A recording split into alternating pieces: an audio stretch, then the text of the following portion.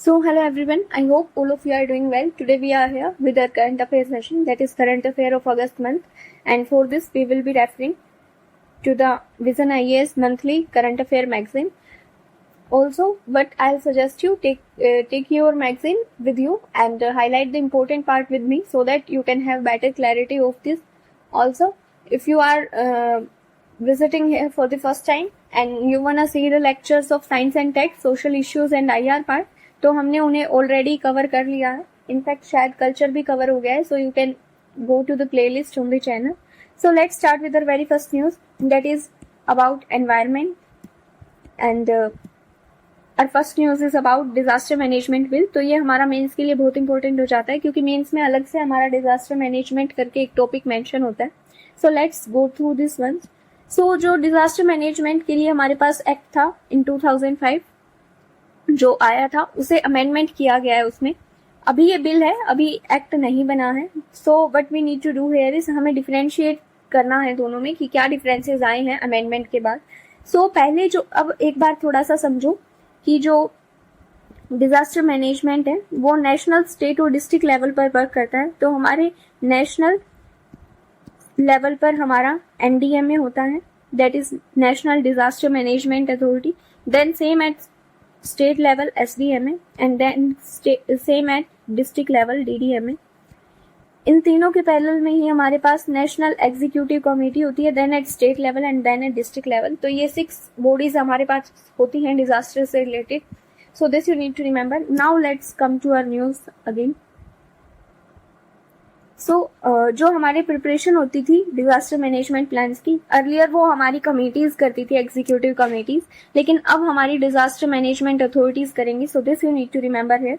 इसके अलावा अगर हम फंक्शंस की बात करते हैं एनडीएमए और एसडीएमए के, तो अर्लियर जो फंक्शंस थे वो क्या थे कि डिजास्टर मैनेजमेंट प्लान्स को रिव्यू करें, गाइडलाइंस बनाए उनके लिए, या फिर अगर डिजास्टर मिटिगेशन के लिए हमें कुछ फंड देने हैं तो वो फंड सजेस्ट करें. तो ये सारे काम उनके थे मैनेजमेंट अथॉरिटीज के. लेकिन अब इनके कुछ नए फंक्शंस ऐड हो गए हैं, जैसे पीरियोडिक स्टॉक देखेंगे वो कि डिजास्टर का रिस्क कितना है, बेसिकली ये देखेंगे. टेक्निकल असिस्टेंस देंगे, गाइडलाइंस देंगे मिनिमम स्टैंडर्ड्स की कि क्या क्या मिनिमम स्टैंडर्ड्स है जो फॉलो करने हैं इंफ्रास्ट्रक्चर बिल्ड करते वक्त कहीं भी डिजास्टर प्रोन एरिया में. इसके अलावा नेशनल और स्टेट डिजास्टर बेसिस बनाएंगे, डाटा बेसिस बनाएंगे. So basically what we need to know here is कि जो हमारा अमेंडमेंट हुआ है उसके बाद कुछ ना कुछ एडवांस हुआ है. So this you need to know here. इसके अलावा state disaster based and data basis, पहले इनके लिए कोई प्रोविजन नहीं था लेकिन अब इनके लिए अलग से प्रोविजन है. अपॉइंटमेंट्स जो एनडीएमए की थी, तो पहले वो सेंट्रल गवर्नमेंट कर रही थी, लेकिन कि कितने ऑफिसर्स होंगे वो ही प्रोवाइड कर रही थी, एम्प्लॉयज प्रोवाइड कर रही थी. लेकिन अब जो है वो एनडीएमए के पास अथॉरिटी है. So this you need to know. वो डिसीजन ले सकते हैं कि कितने एम्प्लॉयज की रिक्वायरमेंट है. सो एक बार गो थ्रू करोगे, इसमें ऐसा कुछ है नहीं. बस आपको ये ध्यान रखना है कि जो भी है इधर हम कुछ ना कुछ एडवांस चीजें लेकर आए हैं. So this you need to know. एक ये आप याद रखोगे कि जो नेशनल क्राइसिस मैनेजमेंट कमेटी है उसे स्टैच्यूटरी स्टेटस मिला है. This you need to remember here. पहले इसके लिए कोई प्रोविजन नहीं था. So this you need to remember here. Coming to issues क्या है हमारे बिल के साथ. सो इश्यूज हमारे हैं बेसिकली कि फाइनेंशियल डिवोल्यूशन नहीं है. फॉर एग्जाम्पल अगर कोई भी डिजास्टर होता है तो वहां पर जो फंडिंग होगी वो नेशनल जो हमारी अथॉरिटी है वहां के थ्रू आएगी, मतलब हमारी सेंटर के थ्रू आएगी. तो हमारी जो अर्बन लोकल बॉडीज हैं, वही जो हमारी एसडीएमएज हैं, उनके पास थोड़ी सी फाइनेंशियल कंस्ट्रेंट्स आ जाती हैं. So this you need to know here. Centralisation वही है कि सेंटर के पास पावर है कि वही ग्रांट देंगे किसी भी फंड को. So this you need to remember here कि सेंटर के पास पावर ज्यादा है, जिसके कारण स्टेट्स को सफर करना पड़ता है कई बार. फॉर एग्जांपल अगर किसी स्टेट में अपोजिट पार्टी है तो उन्हें ज्यादा सफर करना पड़ सकता है. This you need to know here. Test of constitutionality. So basically ये क्या कह रहा है कि जो हमारा बिल है वो entry 23 that is concurrent list के अंडर लेके आया गया है, वो उसके अंडर आता है. So so this you need to know here कि क्योंकि अब ये जो बिल है इसमें अमेंडमेंट हुआ है वो सेंटर के थ्रू हुआ है, तो थोड़ा सा वहाँ पे कॉन्स्टिट्यूशनैलिटी का इशू आ जाता है कि किसके पावर्स यहाँ पर आती हैं, क्योंकि डिजास्टर मैनेजमेंट एक ऐसा इशू हो जाता है जहाँ पे एक्चुअली अगर हम देखें तो स्टेट को एक्ट करना चाहिए, क्योंकि स्टेट को अच्छी नॉलेज होगी कि उनके एरिया में अगर कहीं पर डिजास्टर आ गया तो उसे हैंडल कैसे करना है, उसे मिटिगेशन के लिए हम क्या क्या स्टेप्स ले सकते हैं।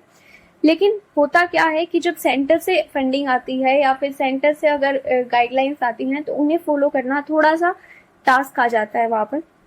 So this you need to know here. इसके अलावा रिस्ट्रिक्टेड डेफिनेशन ऑफ डिजास्टर की जो डेफिनेशन है वो अच्छे से क्लियर नहीं है। So this you need to know here.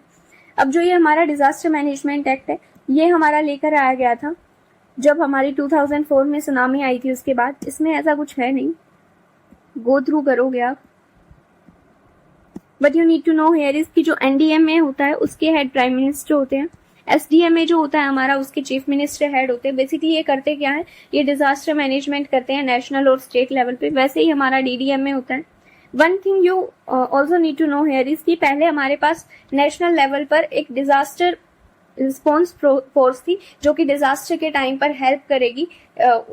Disaster के फॉर एग्जांपल अगर कहीं पर रेस्क्यू ऑपरेशंस चलाने हैं तो वहां पर जो फोर्स एक्ट करेगी वो डिजास्टर रिस्पॉन्स फोर्स है।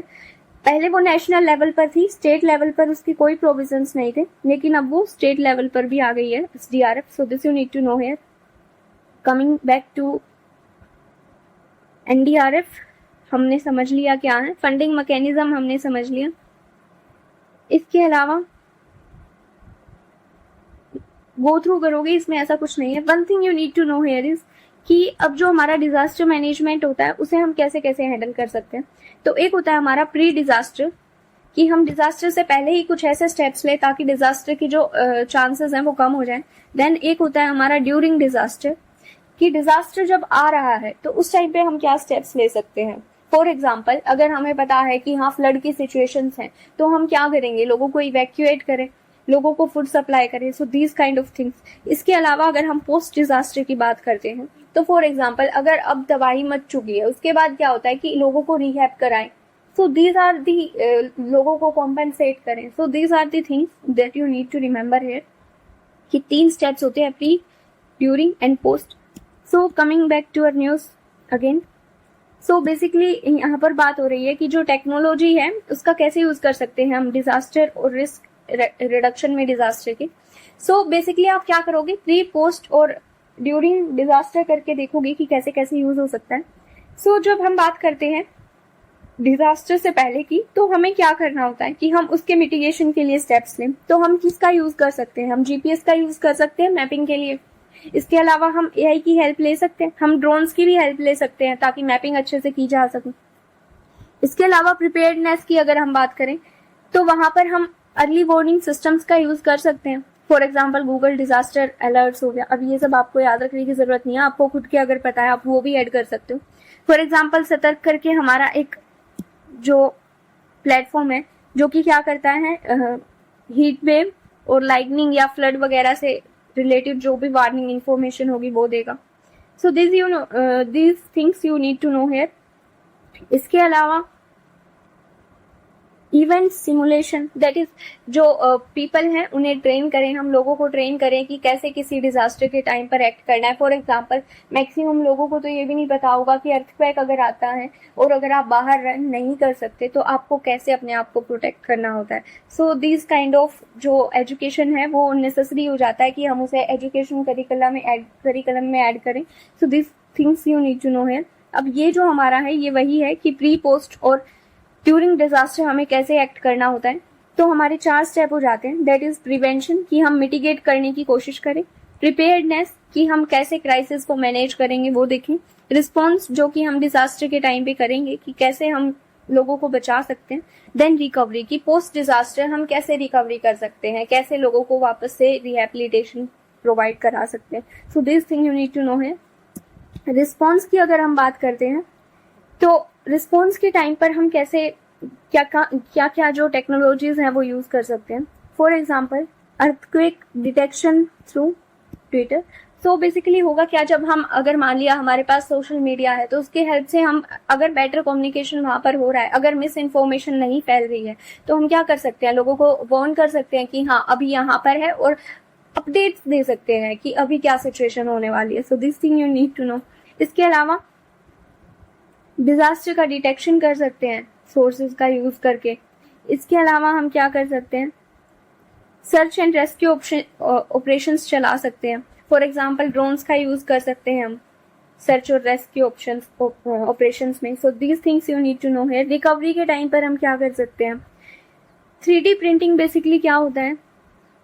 ओके, 3D प्रिंटिंग हम डिटेल में करेंगे क्योंकि ये साइंस एंड टेक का टॉपिक हो जाता है. तो बेसिकली आप ये समझोगे कि इसमें होता क्या है कि हमने डिजिटली एक डिजाइन क्रिएट किया. फॉर एग्जांपल हमने कोई भी एक कंप्यूटर एडिट डिजाइन यहाँ पर बनाए जाते हैं और फिर वो हमारे पास आप कह सकते हो रेडी टू या फिर प्लग एंड प्ले के लिए वो हम उन्हें यूज कर सकते हैं. फॉर एग्जांपल वो हमारे पास ऑलरेडी बन के तैयार हो जाएंगे. Okay, we will be doing this in detail in our science and tech क्योंकि ये न्यूज में रहता ही है. अभी के लिए बस इतना समझो कि 3D प्रिंटिंग में होगा क्या कि हमारे पास कंप्यूटर एडिट डिजाइन होंगी, कि हमने कंप्यूटर में डिजाइन बनाया और उससे हमने कोई फिजिकल ऑब्जेक्ट बना लिया. So these things you need to know here. कि कमिंग टू चैलेंजेस क्या क्या हो सकते हैं, वही है चैलेंजेस. हमें पता है टेक्नोलॉजी के साथ क्या क्या इश्यूज आ सकते हैं, कि हाई कॉस्ट होगा, कि कितने ड्रोन्स यूज करें, टेक्निकल लिमिटेशंस आ जाती हैं कि अगर बाई चांस जो हमारा इंफ्रास्ट्रक्चर है वो इतना सपोर्टिव नहीं है. इसके अलावा अगर हम बात करते हैं तो हमारे पास इश्यू आ जाते हैं कि जो टेक्नोलॉजी है उसका एक्सेस कितना है, दैट इज डिवाइड जो हमारा है, डिजिटल डिवाइड, वो भी इश्यू क्रिएट कर सकता है. इसके अलावा जो डाटा कलेक्शन है वो अच्छा नहीं हो. तो ये कुछ हमारे जो इश्यूज हैं यू कैन मेंशन हियर. एक दो चीज यहाँ पर याद रखोगे, जैसे इनफ्लोज जो है हमारा मुंबई का वो फ्लडिंग के लिए है, इन्हें आप वैल्यू एडिशन कर सकते हो कहीं कहीं. जेमिनी डिवाइस हमारा फिशरमैन्स के लिए है, डिजास्टर वार्निंग्स देने के लिए उन्हें. So this thing you need to know here. ISRO का भी हमारा एक प्रोग्राम है. सो वे फॉरवर्ड की अगर हम बात करते हैं तो वही है कि डिजिटल डिवाइड को कम करें, प्राइवेट सेक्टर पार्टनरशिप बढ़ाएं ताकि क्या हो, फंडिंग इजीली हो सके, फाइनेंशियल कंस्ट्रेंट्स ना रहें. इसके अलावा what we need to know here is parametric insurance. So parametric insurance हमारा क्या होता है, नागालैंड हमारा फर्स्ट स्टेट है जिसने इसे अडोप्ट किया है. तो बेसिकली इसमें होता क्या है, नॉर्मली इंश्योरेंस कब मिलता है, जब कोई डिजास्टर आया और उसकी वजह से हार्म हुआ हमारा कुछ, तब हमें इंश्योरेंस का जो पैसा है वो मिलता है. इसमें क्या होगा कि अगर डिजास्टर आया और तो उसकी जो स्पीड है, फॉर एग्जांपल कुछ एक डिजास्टर्स ऐसे होते हैं जहां पर उन्हें मेजर किया जा सकता है. फॉर एग्जांपल अर्थक्वेक हमारा हो गया. सो अगर हम उन्हें मेजर कर पा रहे हैं और अगर उसका हमें पता है कि वो इतनी जो हमारी अर्थक्वेक की जो मेजरमेंट है कि इतने मैग्नीट्यूड का अर्थक्वेक हमारे पास आया है, तो हम क्या करेंगे, तो हमें जो इंश्योरेंस का पैसा मिलेगा वो हमारा पैरामेट्रिक इंश्योरेंस बोला जाएगा.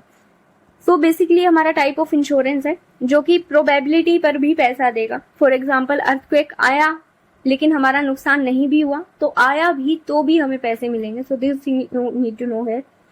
यही हमारा ट्रेडिशनल और पैरामेट्रिक में डिफरेंस रहेगा. सो एडवांटेजेस यही हो जाएंगे कि स्पीड जो है वो अच्छी होगी, सर्टेनिटी होगी कि हाँ इंश्योरेंस का पैसा मिलेगा, ट्रांसपेरेंसी होगी इस सारे प्रोसेस में.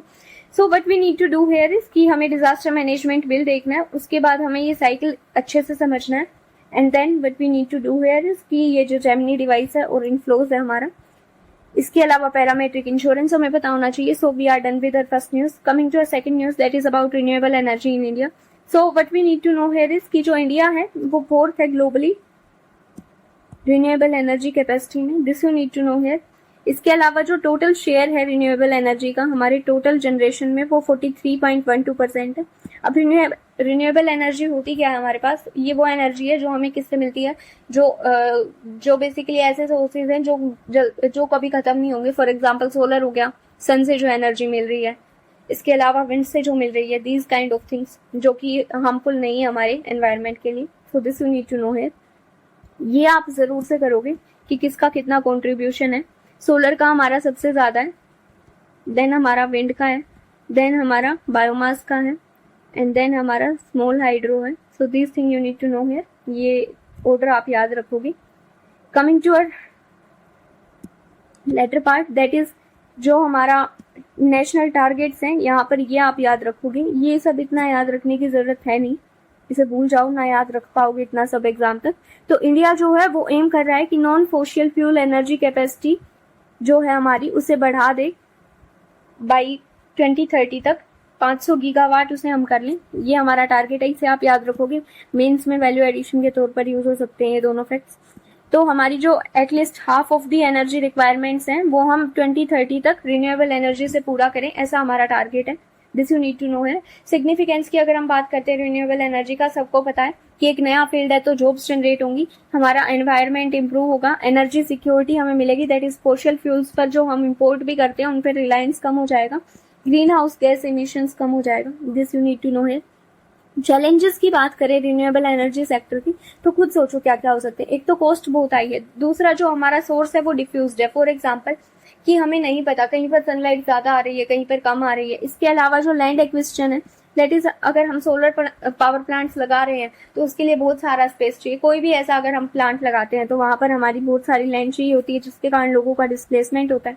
पुअर डिस्कॉम्स परफॉर्मेंस, तो ये किस कारण से है आपको समझना क्या है कि जो हमारे डिस्कॉम्स होते हैं उनका बेसिकली पहले से एक एग्रीमेंट हो जाता है कोल इंडिया लिमिटेड के साथ, that is pre purchase agreement, कि जो भी हमारी जो इलेक्ट्रिसिटी डेवलप कर रही है उस कंपनी के साथ हमारा जो है वो हो जाएगा, क्या बोलते हैं उसे, एग्रीमेंट हो जाएगा, pre purchase agreement, power purchase agreement. So इसमें होगा क्या हमारा कि पहले से डिसाइडेड होगा कि इतने पैसे में हमने इतनी बिजली खरीदी है, इतनी हम खरीदेंगे।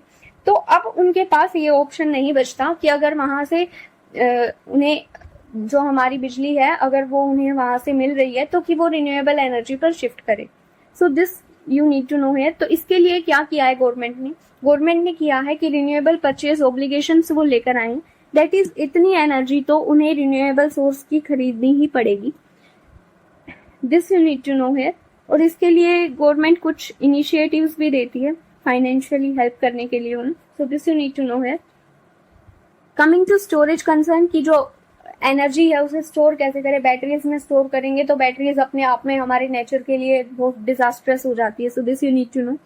इसके अलावा ग्रिड बैलेंसिंग चैलेंज हो जाता है, दैट इज हम ग्रिड में कैसे कनेक्ट करें। So this you need to know here. Environment के लिए भी थोड़ा सा खतरा हो जाता है। फॉर एग्जाम्पल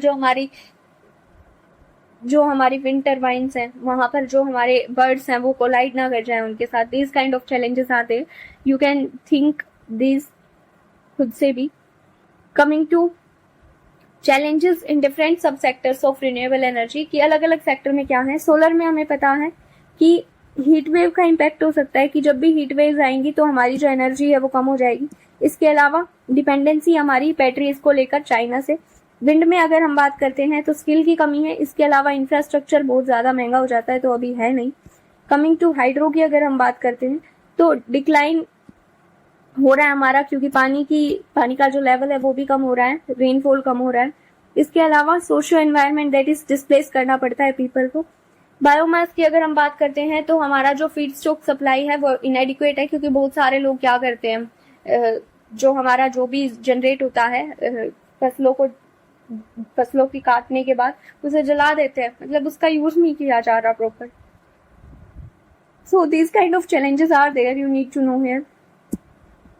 रीड दिस, क्योंकि आपको पता है सारे ऑलरेडी, बस आपको गो थ्रू करना है कि क्या क्या चैलेंजेस हो सकते हैं। वेस्ट टू एनर्जी में टेक्नोलॉजिकल है। फॉर एग्जांपल हमारे पास इतने सारे जो हमारी लैंडफिल्स हैं लेकिन हम उनका यूज नहीं कर पा रहे क्योंकि टेक्नोलॉजी की कमी है कि कैसे बैटरी यूज कर पाए। अब जो रिन्यूएबल एनर्जी है यहाँ पर हमारा 100% FDI अप्लाई होता है। इसके अलावा PM सूर्य घर हमने पढ़ा था, जिसमें क्या था हमारे पास कि घरों के ऊपर जो है हमारी सोलर प्लेट्स लगाई जाएंगी और उनसे जो एनर्जी जनरेट होगी उसे वापस ग्रिड में कनेक्ट किया जाएगा, तो 300 यूनिट हाउस होल्ड्स को फ्री में मिल जाएगी। उसके अलावा जो भी जितनी भी इलेक्ट्रिसिटी जनरेट होगी वो वापस ग्रिड में चली जाएगी, और इन सोलर प्लेट्स के लिए जो वो फैमिलीज हैं उन्हें सब्सिडी भी दी जाएगी। So this you need to know है। इसके अलावा ग्रीन एनर्जी कॉरिडोर प्रोजेक्ट्स की अगर हम बात करते हैं तो बेसिकली हमारे जो ग्रिड है उसको रिनोवेट कह लो या उसकी जो कैपेबिलिटीज है उन्हें बढ़ाने के लिए सोलर पार्क स्कीम हमारे पास नेशनल ग्रीन हाइड्रोजन मिशन है हमारे पास, जिसका ये आप याद रखोगे यहाँ पर इसका टारगेट, क्योंकि इस पर अलग से क्वेश्चन बनकर आ सकता है नेशनल ग्रीन हाइड्रोजन मिशन पर। अब ग्रीन हाइड्रोजन क्या होता है? जो हम हाइड्रोजन जनरेट करें by the help of renewable energy, की रिन्यूएबल एनर्जी का यूज करके हम, अब ये जनरेट कैसे होता है? H2O में अगर हमने इलेक्ट्रिसिटी पास की तो वो हमारा H2+O2 में डिग्रेड हो जाता है, तो यहाँ से हमारे पास जो हाइड्रोजन निकल कर आता है।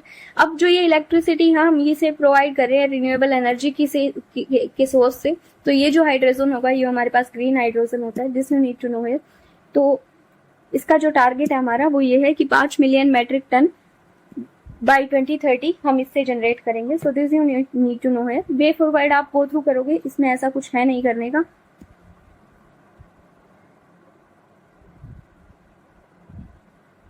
One thing you need to know here is कि जो स्टेट्स हैं उन्हें जरूरत है कि वो मस्ट रन स्टेटस प्रोवाइड करे रिन्यूएबल पावर को।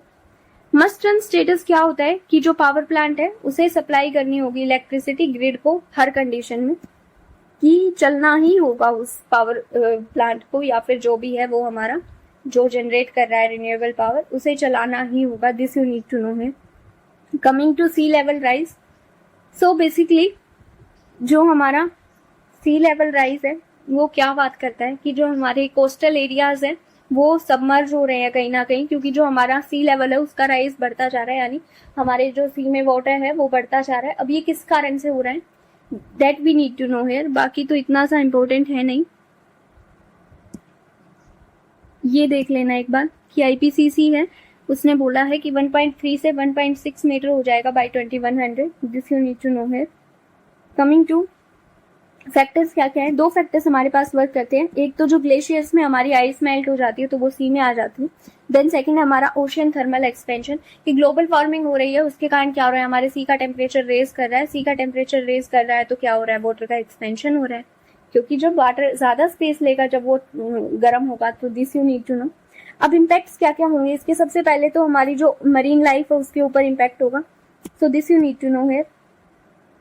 इसके अलावा जो सेलेनाइजेशन है वो बढ़ जाएगा, वाटर का फ्रेश वाटर का सेलेनाइजेशन हो जाएगा हमारा। This you need to know here.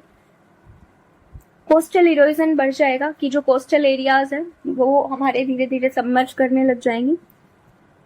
Coastal inundation and flooding, की कोस्टल एरियाज में फ्लड के रिस्क बढ़ जाएंगे। हैबिटेट लॉस होगा हमारा। कम्युनिटी डिस्प्लेसमेंट कैसे होगा, जब हमारे कोस्टल एरिया सबमर्ज कर गए तो वहां से लोगों को निकालना पड़ेगा। This you need to know here. Coastal habitat loss that is हमारे जो सी होते हैं वहां पर हमारे पास कोरल रीफ्स होते हैं। कोरल रीफ्स बेसिकली होते क्या हैं, वो हमारे कैल्केरियस शेल्स होते हैं जो कि बाकी सभी स्पीशीज को हैबिटेट प्रोवाइड करते हैं। So this you need to know है। ये भी हमारा डिटेल में कहीं ना कहीं कवर होगा ही। So this much you need to know है कि जो कोरल रीफ्स हैं वो डिस्ट्रॉय हो जाएंगे जिसके कारण हैबिटेट लॉस हो जाएगा। इंफ्रास्ट्रक्चर वल्नरेबिलिटी, की जो हमारे सी कोस्टल एरियाज में जो इंफ्रास्ट्रक्चर है वो रिस्क में आ जाता है। स्टेप्स क्या क्या लिए हैं गवर्नमेंट ने, अब एक बार इसमें आप गो थ्रू करोगे। हमें पता है कोस्टल एरियाज हमारे कौन कौन से हैं। मुंबई है हमारे पास, देन पणजी है, देन उडुपी है, देन मैंगलोर है, देन कोझिकोड है, कोची है हमारा, तिरुवनंतपुरम है, कन्याकुमारी है, थूथकुडी है, देन चेन्नई है, देन यानम है। ये एक बार गो थ्रू करोगे, इसमें ऐसा कुछ है नहीं। अब स्टेप्स क्या क्या लिए गवर्नमेंट ने। कोस्टल वल्नरेबिलिटी इंडेक्स है, कि जो कोस्टल एरियाज कितने वल्नरेबल है उसके बेस पर तैयार किया जाता है। इसके 7 पैरामीटर्स हैं। एनडीआरएफ है हमारे पास, एसडीआरएफ है। These things you need to know here. Coastal regulation zone है, कि वहां पर अगर कुछ इंफ्रास्ट्रक्चर बनाया जा रहा है तो वो कैसे बनाया जाएगा, उसके लिए उसे रेगुलेट करने के लिए, उस एरिया में जो एक्टिविटीज है उन्हें रेगुलेट करने के लिए जो है। मिस्टी इनिशिएटिव हमारा जो मैंग्रोव्स के लिए है, कि मैंग्रोव्स को हम कैसे बचा सकते हैं। बेसिकली जो मैंग्रोव्स होते हैं हमारे, वो हमारे एक नेचुरल बैरियर की तरह एक्ट करते हैं जो हम बचाते हैं इरोजन वगैरह से। So this you need to know है। शेल्टर बेल्ट प्लांटेशन है हमारे, फॉर एग्जाम्पल कोस्टल डिस्ट्रिक्ट जो है हमारा रामनाथपुरा, वहां पर किया गया है कि जो हमारे शोर लाइन है वहां पर हम ट्रीज लगाएं। So this you need to know. Adaptation strategies की अगर हम बात करते हैं तो फ्लोटिंग सिटीज एक चीज है जो आपको समझनी चाहिए। तो इसमें बेसिकली होता क्या है, ये इस मटेरियल से बनाई जाती है। अब आपने साइंस में पढ़ा होगा बोयेंसी, तो बोयेंसी क्या होता है कि जो बेसिकली ये फिनोमिना है जो कि चीजों को फ्लोट करने में हेल्प करता है, इतना ही समझो इधर। तो होगा क्या कि ये कुछ ऐसे मटेरियल से बनाई जाती हैं कि जब सी लेवल राइज करेगा तो वो मटेरियल जो है हमारा वो फिर भी फ्लोट करेगा। So this you need to know है। तो ये कभी भी सिंक नहीं करेंगी जल्दी से जब सी लेवल राइज करेगा। इसके अलावा उन्हें जैसे अगर सी में कुछ ऐसी चीजें होती हैं जो वेदर फिनोमिना होते हैं जो हमारे लिए फेवरेबल नहीं है, तो उनसे भी प्रोटेक्ट करने के लिए इनमें जो चीजें हैं वो ऐड की जाएंगी। This you need to know है। इसके अलावा मैन मेड स्ट्रक्चर की अगर हम बात करते हैं तो सी वॉल बनाई जाती है। सी वॉल कैसे होती है? फॉर एग्जाम्पल ये हमारा सी हो गया, तो यहाँ पर कुछ इस तरीके से एक वॉल क्रिएट की जाएगी जो कि बैरियर की तरह एक्ट करेगी। So this you need to know है, इरोजन रोकेगी। इसके अलावा ओइस्टर बेड्स होते हैं जो कि हम कोस्ट के अराउंड हम बना सकते हैं। अब ये जो है ये एक ऐसी अप्रोच है जो इकोसिस्टम बेस है, क्योंकि ओइस्टर हमारे क्या होते हैं, वो हमारे इकोसिस्टम का ही एक पार्ट है, तो उन्हें हम जब बैरियर की तरह यूज करते हैं। So this is about that only. Coming to our next news that is about river linking project. तो बेसिकली ये हमने अपने डेली न्यूज में भी कवर किया था। सो अभी जो है वेनगंगा और नलगंगा रिवर जो है उनका जो लिंक है उसे एस्टेब्लिश करने की बात करी जा रही है। इससे पहले हमने केन बेतवा पढ़ा था। केन बेतवा हमारा कहाँ पर था? ये हमारा एमपी रीजन में था, और इसके कारण क्या हो रहा था, हमारा पन्ना जो टाइगर रिजर्व था वो डेंजर में आ रहा था। So this you need to know है। ऐसे ही रिवाइज करना होता है, जब भी कुछ न्यूज में दिखे उससे पीछे का रिवाइज कर जाओ। So this you need to know है। कमिंग टू आवर न्यूज, जो हमारा महाराष्ट्र गवर्नमेंट है उसने इसे अप्रूव कर दिया है। ओके, सो अब इसमें ऐसा कुछ है नहीं, but you need to know here is कि इसमें जो पानी है वो डाइवर्ट किया जाएगा वेस्ट साइड से, वेस्ट फ्लोइंग रिवर बेसिन से ईस्ट साइड में, दैट इज जो हमारे अंबिका बेसिन है, औरंग बेसिन है। अब यहाँ पर आपको सारे नाम याद करने की जरूरत नहीं है, but you need to know here is कि ट्रांसफर किया जाएगा वाटर कहाँ पर? गिरना रिवर में, तापी बेसिन की। This you need to know here. West flowing river से गिरना रिवर में हमारा जो वाटर है वो ट्रांसफर किया जाएगा। अब हमारे लिए इंपॉर्टेंट हो जाता है देखना थोड़ा सा वेनगंगा और नलगंगा के बारे में, सो इसे अच्छे से कर लोगे थोड़ा सा। तो वेनगंगा जो है हमारी, उसका सोर्स हमारा महादेव हिल्स में आता है, एमपी में ही है अगेन। ये हमारी रिवर वर्धा के साथ मिलकर प्राणहिता बनाती है। This you need to know here. और ये रिवर प्राणहिता हमारी गोदावरी की ट्रिब्यूटरी है। So this you need to know here. इसके अलावा अगर हम बात करते हैं नलगंगा की, तो ये हमारी लेफ्ट बैंक ट्रिब्यूटरी है पूर्णा रिवर की, जो कि हमारी तापी की ट्रिब्यूटरी है। So this you need to know है कि वेनगंगा वर्धा के साथ मिलेगी, प्राणहिता बनाएगी। प्राणहिता हमारी गोदावरी की ट्रिब्यूटरी है।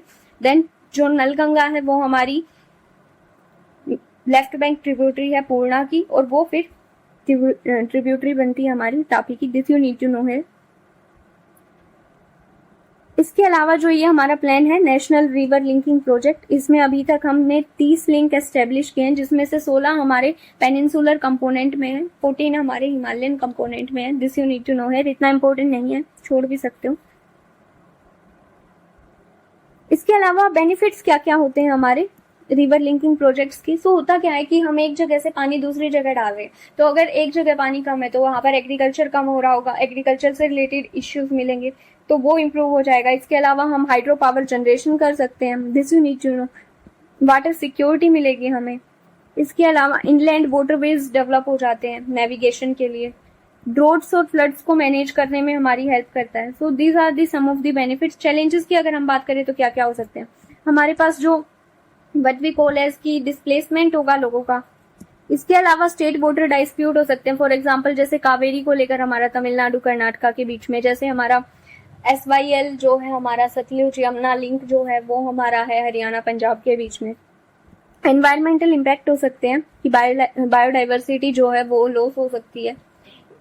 इसके अलावा फॉरेस्ट लॉस हो सकता है। सोशल कॉस्ट दैट इज जो लोगों को डिस्प्लेस करना पड़ेगा। These are some of the challenges. इसके अलावा गवर्नमेंट स्टेप्स आप एक बार देख लोगे कि जो नाबार्ड है हमारा वो इरिगेशन के लिए फंडिंग करता है, इरिगेशन प्रोजेक्ट्स के लिए। इसके अलावा हमारे पास इंट्रास्टेट रिवर लिंक्स हैं, उनके ऊपर एक ग्रुप है, स्पेशल कमेटीज हैं। ऐसा कुछ है नहीं यहाँ पे, गो थ्रू करो और छोड़ दो। नेशनल रिवर लिंकिंग प्रोजेक्ट्स की अगर हम बात करें तो एक बार इसे आप देखोगे। फॉर एग्जाम्पल हमारा जो मानस संकोश तीस्ता है, अब मानस हमारी कहाँ पर पड़ती है? ये असम वाले रीजन में मिलेगा हमें। So here it is. इसके अलावा कोसी की अगर बात करते हैं हम, तो ये हमारा बिहार वाले रीजन में मिलेगा। Here it is. तो इस तरीके से आप इसे एक बार कवर करने की कोशिश करोगे। गंडक गंगा हमें कहाँ मिलेगा, ये हमारा यूपी उत्तराखंड वाले रीजन में मिलेगा, ये रहा हमारा। चागरा यमुना हमें कहाँ मिलेगा, ये भी अगेन यूपी वाले रीजन में मिलेगा, ये रहा हमारा। देन शारदा यमुना, ये भी अगेन यहीं पर मिलेगा। यमुना राजस्थानी हमारा राजस्थान में मिलेगा। राजस्थान साबरमती अगेन राजस्थान में मिलेगा। So this is how you need to do it. तो एक बार बस गो थ्रू करोगे कि ये जो हमारे रिवर लिंकिंग सिस्टम्स हैं ये कौन कौन से हैं।